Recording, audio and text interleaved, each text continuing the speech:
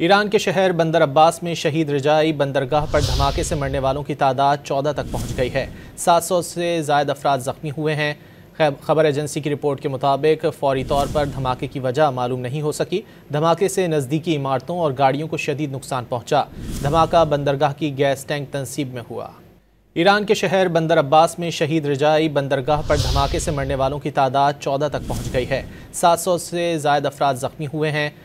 खबर एजेंसी की रिपोर्ट के मुताबिक फौरी तौर पर धमाके की वजह मालूम नहीं हो सकी। धमाके से नज़दीकी इमारतों और गाड़ियों को शदीद नुकसान पहुंचा। धमाका बंदरगाह की गैस टैंक तनसीब में हुआ। ईरान के शहर बंदर अब्बास में शहीद रजाई बंदरगाह पर धमाके से मरने वालों की तादाद 14 तक पहुंच गई है। 700 से ज़ायद अफराद ज़ख्मी हुए हैं। खबर एजेंसी की रिपोर्ट के मुताबिक फौरी तौर पर धमाके की वजह मालूम नहीं हो सकी। धमाके से नज़दीकी इमारतों और गाड़ियों को शदीद नुकसान पहुंचा।